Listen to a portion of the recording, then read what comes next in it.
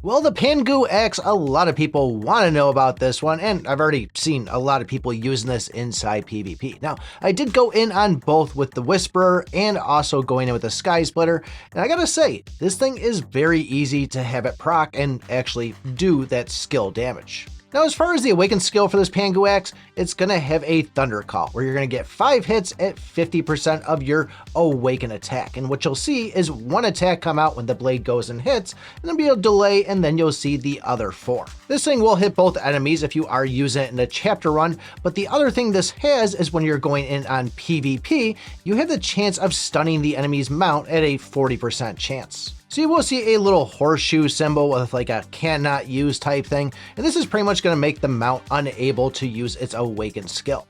It does say in there that it will not allow things to trigger after death. I did take a look at a bunch of the mounts and I didn't see anything that would actually trigger after death. Don't know if that's something coming in later in the game or if it's just something that I'm missing.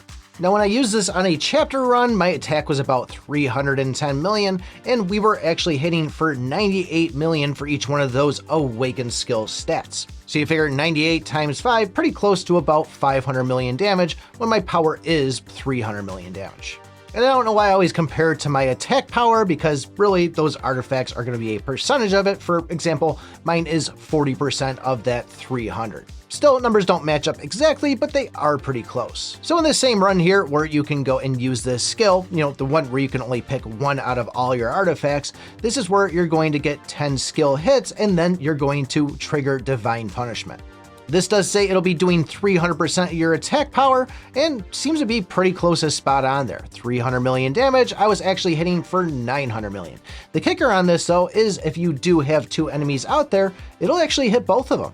It was pretty difficult to see, but there was just a split second in there where I could see it creeping up on that back enemy, which kind of lets me know that's where that damage is coming. And if you do have an enemy you're going up against with a shield, which I didn't see in any of my dungeon runs today, so I did go into PvP. However, the damage reductions make it where I'm like dropped down to 20 million damage, and there's so much going on the screen, I really couldn't tell with all the numbers out there to really see if there's an increase. But take the word for it on it that we're probably getting 40%. And I don't know if I'm going crazy, but I could have sworn it said 40% increase in damage up to 4 times, so I was thinking 160% damage we're going to be doing, but as I looked at it today, it was 4 times per round.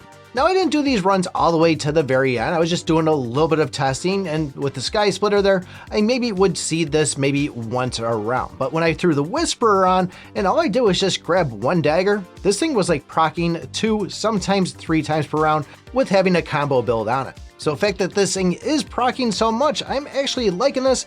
I don't know if I like this one better than the Nether Blade. Both of them seem to be pretty good, but that's all based around the skill and not the Awaken portion. So I definitely got to do some testing between the both of these, really get some good runs in there, crunch the numbers, and find out which one I really do like better.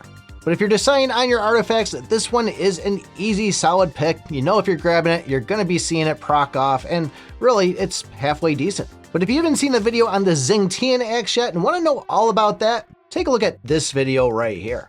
Thanks for watching, and remember, I pick my butt.